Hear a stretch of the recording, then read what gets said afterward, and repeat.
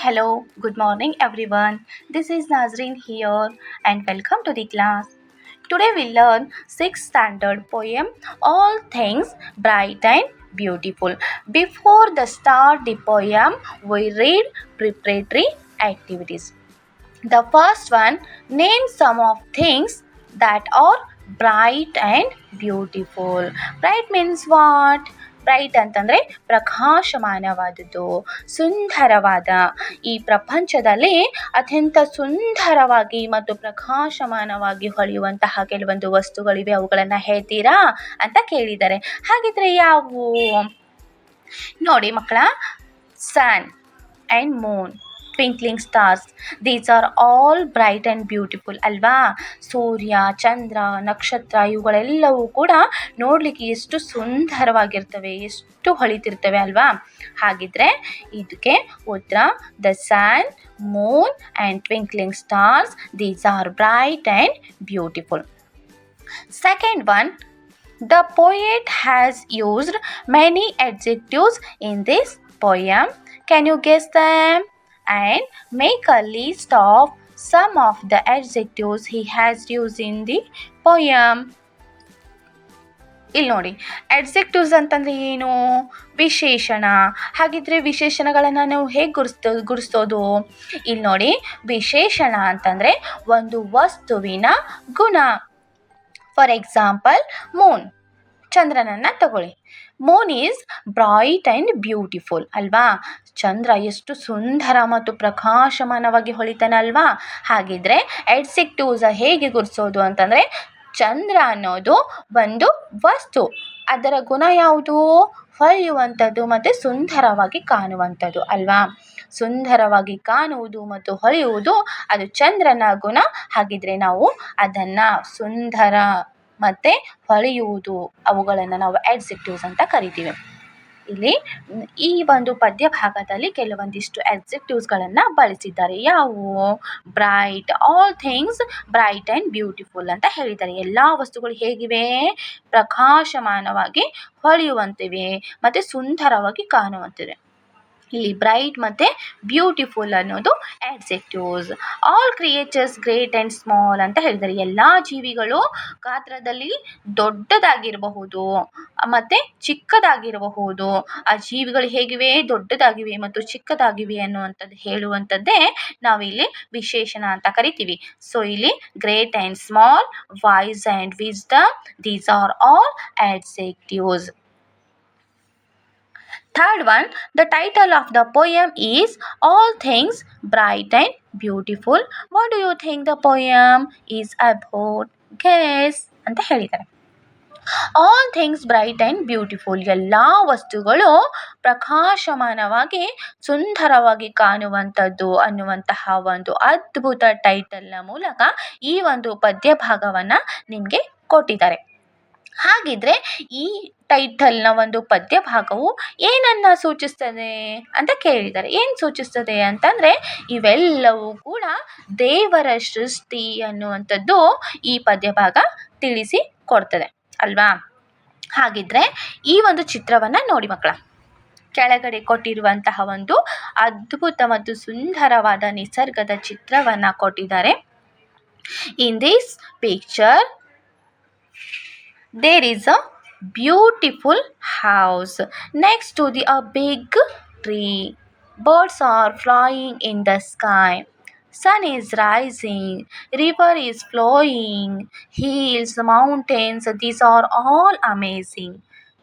Who made them all? God made them all.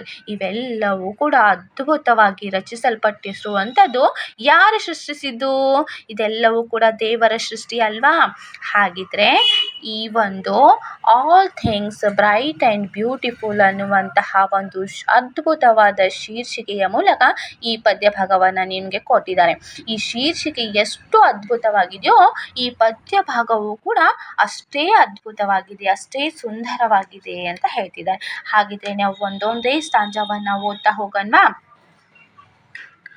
All things bright and beautiful, all creatures great and small, all things wise and wonderful, the Lord God made them all.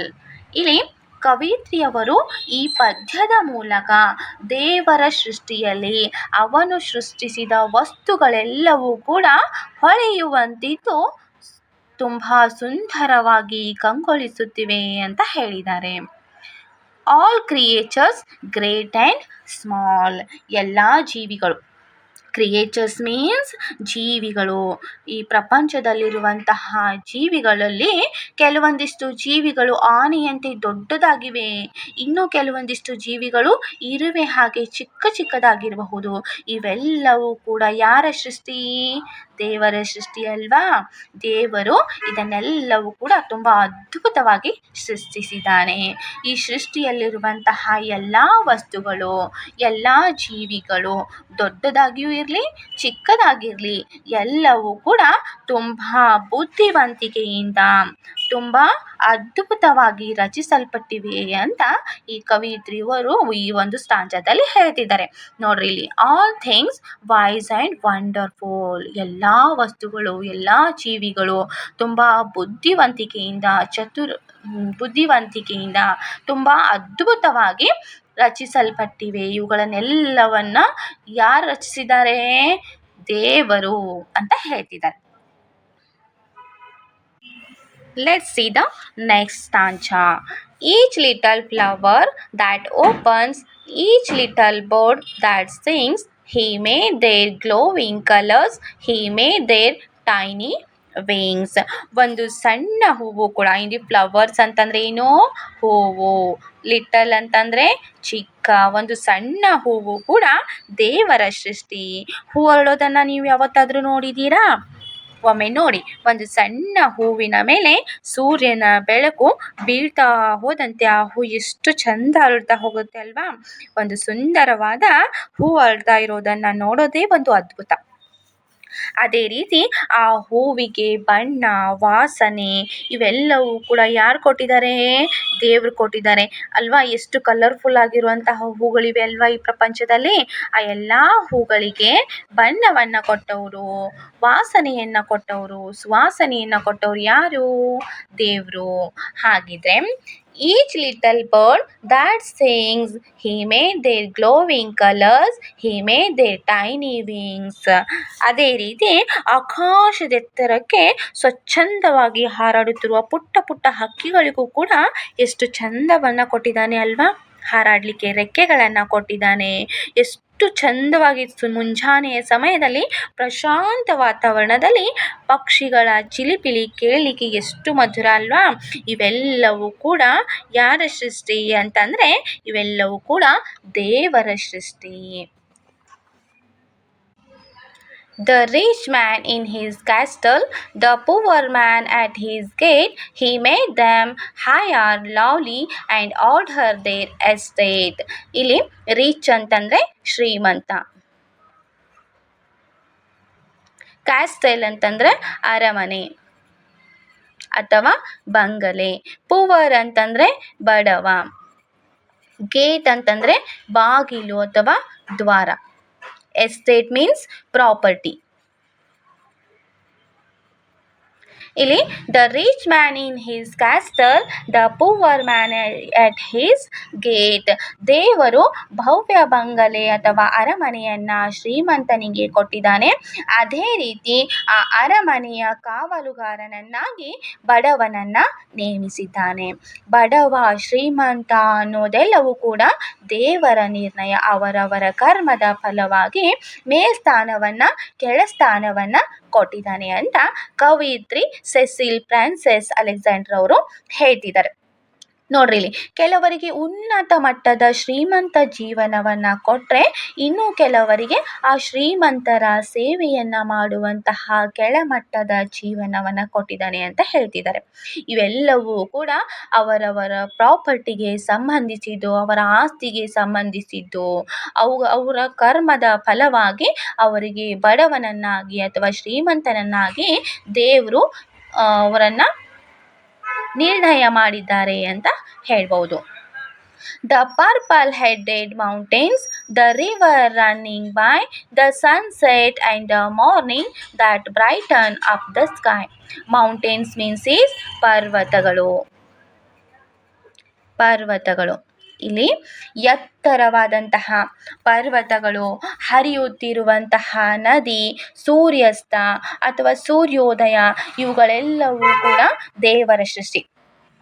ಇಷ್ಟೇ ಅಲ್ಲದೆ ಇವುಗಳ ಜೊತೆಗೆ ಇನ್ನೂ ಕೆಲವೊಂದಿಷ್ಟು ಅದ್ಭುತ ಸೃಷ್ಟಿಯನ್ನ ಮಾಡಿದ್ದಾನೆ. ಯಾವುದು? ಎತ್ತರವಾದಂತಹ ಪರ್ವತಗಳು, ಮರ ಗಿಡಗಳು, ಹರಿಯುತ್ತಿರುವಂತಹ ನದಿ, ಸೂರ್ಯಾಸ್ತ, ಸೂರ್ಯೋದಯ ಅಥವಾ ಮುಂಜಾನೆಯ ಸಮಯದಲ್ಲಿ ಮುತ್ತುಗಳಂತೆ ಎಲೆಗಳ ಮೇಲೆ ಬಿದ್ದಿರುವಂತಹ ಇಬ್ಬನಿ, ಆ ಮಳೆ ಹನಿಗಳು ಇವೆಲ್ಲವೂ ಕೂಡ ದೇವರ ಸೃಷ್ಟಿ. ಇದೆಲ್ಲ ನೋಡ್ತಿದ್ರೆ ಈ ನಿಸರ್ಗವೇ ಒಂದು ಸ್ವರ್ಗ ಸುಖ ಅಂತ ಅನಿಸ್ತದಂತೆ. The cold wind in the winter, the pleasant summer sun, the ripe fruits in the garden, he made them everyone. Wind ಅಂತಂದ್ರೆ ಗಾಳಿ, ವಿಂಟರ್ ಅಂತಂದ್ರೆ ಚಳಿಗಾಲ. ಇಲ್ಲಿ ಚಳಿಗಾಲದಲ್ಲಿ ಬೀಸುತ್ತಿರುವಂತಹ ತಂಪಾದ ಗಾಳಿ, ಪ್ಲೀಸಂಟ್ ಅಂತಂದ್ರೆ ಆಹ್ಲಾದಕರ ಅಥವಾ ಮನೋಹರ. ಬೇಸಿಗೆಯ ಆ ಸೂರ್ಯ ಮತ್ತೆ ತೋಟದಲ್ಲಿ ಬಲಿತಂತಹ ಆ ಹಣ್ಣುಗಳು ಇವುಗಳೆಲ್ಲವೂ ಯಾರ ಸೃಷ್ಟಿ? ಇವುಗಳೆಲ್ಲವೂ ಕೂಡ ದೇವರ ಸೃಷ್ಟಿ. ಇವುಗಳನ್ನೆಲ್ಲವೂ ಕೂಡ ದೇವರೇ ಸೃಷ್ಟಿಸಿದ್ದಾನೆ ಅಂತ ಕವಯಿತ್ರಿಯವರು ಈ ಒಂದು ಸ್ಟಾಂಜಾದ ಮೂಲಕ ಹೇಳ್ತಿದ್ದಾರೆ. Next, the tall trees in the green wood, the meadow where we play, the rushes by the water together every day. ಎತ್ತರವಾದಂತಹ ಮರಗಿಡಗಳು, ಹಚ್ಚ ಹಸಿರಾದಂತಹ ಕಾಡುಗಳು, ನಮಗೆಲ್ಲರಿಗೂ ಆಟವಾಡಲು ಹುಲ್ಲು ಹಾಸು ಅಥವಾ ಹುಲ್ಲುಗಾವಲುಗಳು ಇವೆಲ್ಲವೂ ಕೂಡ ದೇವರು ಸೃಷ್ಟಿಸಿದ್ದಾನೆ. ರಶಸ್ ಅಂತಂದ್ರೆ ಝರಿ, ವಾಟರ್ ಫಾಲ್ಸ್ ಅಂತ ಕರಿತೀವಲ್ಲ, ಅಂತಹ ವಾಟರ್ ಫಾಲ್ಸ್ಗಳನ್ನು ಕೂಡ ದೇವರು ತುಂಬಾ ಅದ್ಭುತವಾಗಿ ಸೃಷ್ಟಿಸಿದ್ದಾನೆ ಅಂತ ಹೇಳ್ತಿದ್ದಾರೆ. Last stanza, he gave us eyes to see them and lips that we might tell how great is God Almighty, who has made all things well.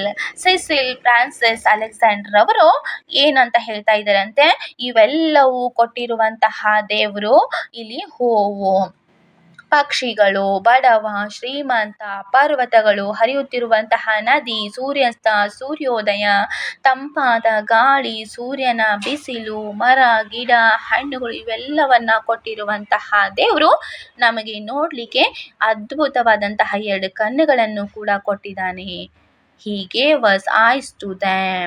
ಇವುಗಳನ್ನೆಲ್ಲ ಕೊಟ್ಟಿರುವಂತಹ ದೇವರು ನಮಗೆ ಕಣ್ಣುಗಳನ್ನು ಕೂಡ ಕೊಟ್ಟಿದ್ದಾನೆ. and lips that we might tell. lips ಅಂತಂದ್ರೆ ಇಲ್ಲಿ ಬಾಯಿ ಅಂತ ಅರ್ಥ. ಇವುಗಳನ್ನೆಲ್ಲವನ್ನ ನೋಡ್ಲಿಕ್ಕೆ ಕಣ್ಣುಗಳನ್ನ ಕೊಟ್ಟಂತಹ ದೇವರು ಅವುಗಳ ಬಗ್ಗೆ ಮಾತನಾಡ್ಲಿಕ್ಕೆ ನಮಗೆ ಬಾಯಿ ಕೊಟ್ಟಿದ್ದಾನೆ. ಎಷ್ಟು ಗ್ರೇಟ್ ಅಲ್ವಾ ದೇವರು!